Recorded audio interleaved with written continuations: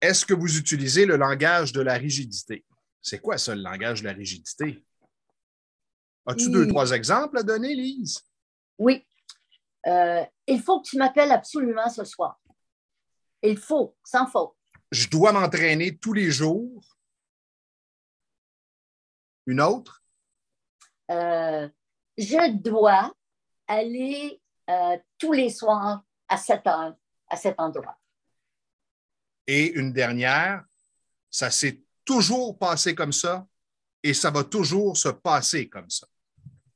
Tu sais ce que ça me fait prendre conscience, Stéphane, lorsqu'on donne des exemples, c'est les mots qu'on utilise vont en harmonie avec le non-verbal. Quand je fais des je devrais, des il faut, c'est pas comme si je disais je pense que la vie m'a apporté plusieurs beaux succès. C'est beaucoup plus doux, mais c'est encore vague. Il faudrait que je définisse mes succès. Mais je trouve que les mots que l'on utilise, qui sont rigides, nous amènent dans un non-verbal rigide. Absolument. Il faut que. Et dans un émotif probablement aussi rigide. Absolument. Alors, si on se donne un peu plus de souplesse, puis comme tout le monde, je viens d'utiliser une généralité faisant référence à ce qu'on a dit dans la capsule précédente, pour vous dire à quel point on utilise ce langage-là. Je viens de m'en rendre compte en le disant. Comme probablement plusieurs personnes, j'en ai quand même quelques-unes des expressions de rigidité comme il faut absolument que je m'entraîne aujourd'hui. Il faut absolument que je finisse ce dossier-là aujourd'hui. Et à chaque fois, quand je l'entends, quand ça résonne en moi, je me ferme les yeux et je me dis OK.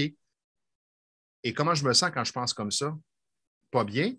Puis, si je me donnais un peu plus de souplesse, si je me donnais un peu plus de latitude, si je me disais d'ici demain midi, je souhaite avoir complété ce dossier. Ah, wow, ça me donne la liberté, de la légèreté. Avec l'entraînement, je vais m'entraîner ce soir. Ça me fait tellement de bien.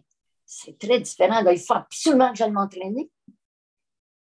Puis, même le ton de voix, Stéphane, ça nous amène, comme je disais, c'est tout notre corps qui parle avec rigidité.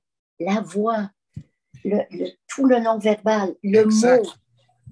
Et ce que je vis dans ma réalité avec mes clients, je leur donne une grille d'entraînement. Ils ont des exercices à faire tous les jours. Ils m'ont dit combien de temps ils peuvent s'entraîner tous les jours. Et parfois, en regardant la grille, je vois que la personne ne s'est pas entraînée 1, 2 ou 3 journées dans la semaine. Puis je lui dis qu'est-ce qui s'est passé ces jours-là? Ah, j'avais vraiment, vraiment pas le temps. En fait, je n'avais pas le 30 minutes que je dois faire. Je dis OK, mais si on le coupait en deux, ou si tu en faisais juste le tiers, si tu en faisais 10 minutes au lieu de ah ouais, je pourrais faire ça, je n'avais pas pensé à ça. Et là, je lui fais réaliser qu'il est dans une forme de rigidité. Absolument. C'est comme tout ou rien. Oui, exactement. C'est tout ou c'est rien. C'est ça, exactement. C'est noir ou c'est blanc. Exactement. Exactement.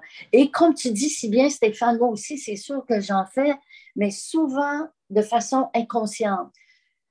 Alors que si on soigne justement nos communications, si on fait plus attention, on peut en éliminer beaucoup, mais on le sent.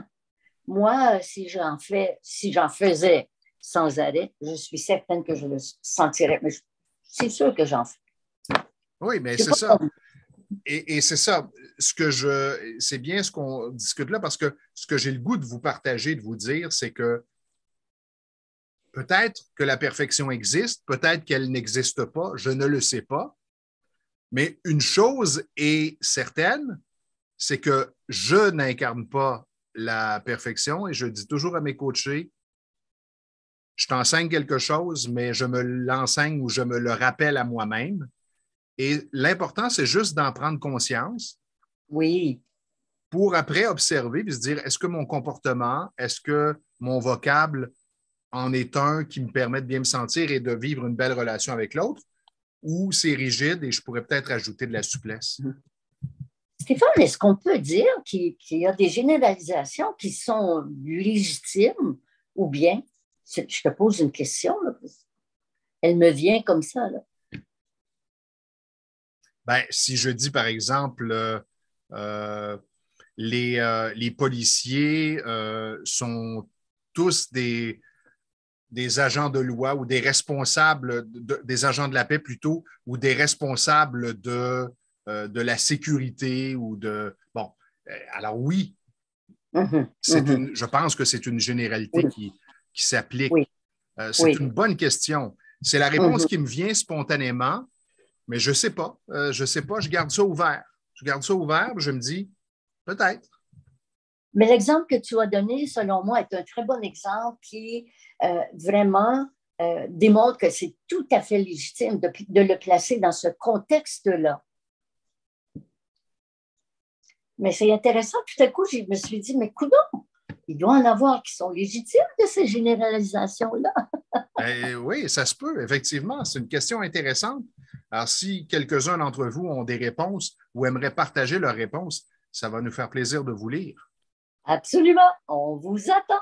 Alors, il faut maintenant qu'on mette fin à cette capsule parce qu'on a tout dit ce qu'on avait à dire et quand on a tout dit ce qu'on avait à dire, c'est fini. Ouh là là! Alors, faisons ça avec une certaine souplesse, que c'est agréable de partager ces moments avec vous et avec toi, Lise. Et on se retrouve Absolument. avec grand plaisir pour une autre capsule. Oui, vraiment.